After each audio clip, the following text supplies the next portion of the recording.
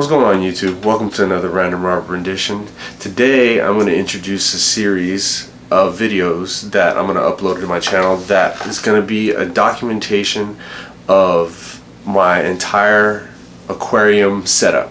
So I just recently got back into the hobby of fish keeping after some years, and I'm going to go into that in a second. But I just wanted to introduce this series in a separate video so that you can get an idea of what I'm trying to accomplish. So my goals for this video is for one, to be a how-to, to be a practical representation and demonstration of how somebody like myself goes about doing a fish cycle and going on to getting fish and, you know, having them mature and all that, because it's going to be pretty sweet once I get these fish. I'm going to be able to document and upload video and show y'all how my fish are doing, and it'll be a very, very educational series and something that's very practical and easy to follow. So this is going to be something that I reference later on whenever I have to cycle another aquarium, whenever I forgot what I did, and it's going to be nice. It's almost like having a journal, but this is a video journal of this. So I'm going to share it with YouTube, and I'm going to I like doing these how-to videos because it benefits me a lot in the long run whenever I come back to it, because I forgot what I did, and it also benefits people like you and like me whenever I was out there looking for information at the beginning of my journeys.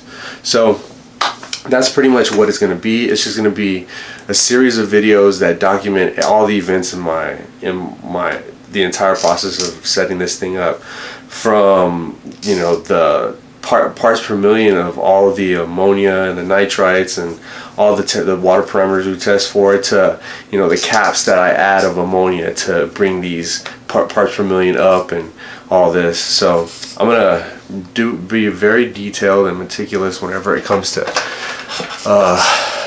portraying this process so that it can be as accurate as possible. And so in this video, I also wanted to give you some context so as to know where you're getting information from and who it is, who I am, the source of your information.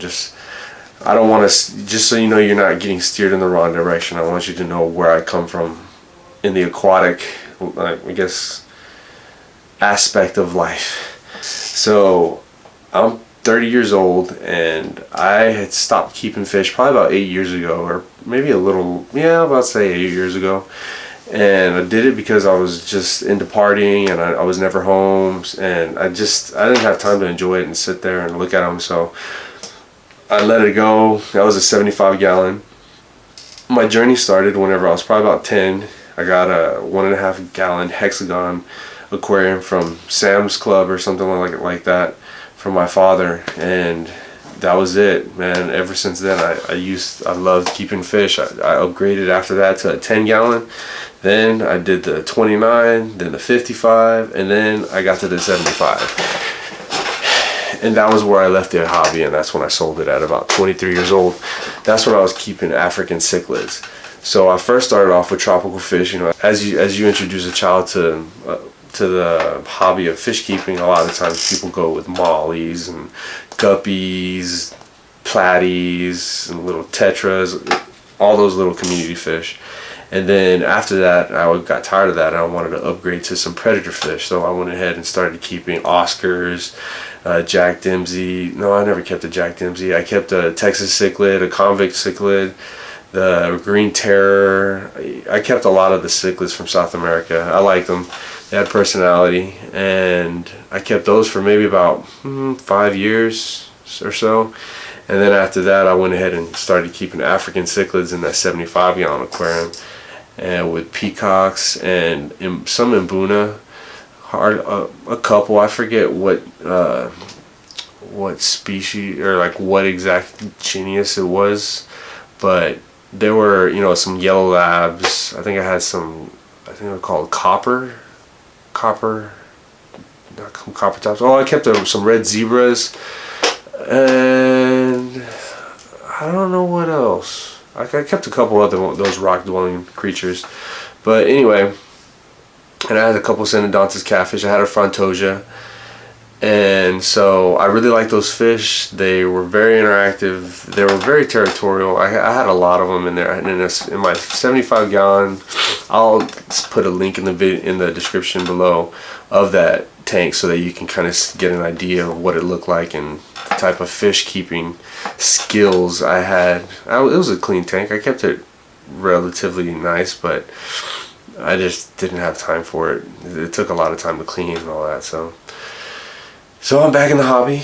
It's 7 years later, whatever it is, and I'm coming back strong. I'm coming back for the Discus. So that's going to be a fun journey, and I think it's going to be one that benefits the YouTube community and the kind of limited sources of information out there on Discus as far as a practical portrayal of a process like this, going from going from the beginning where I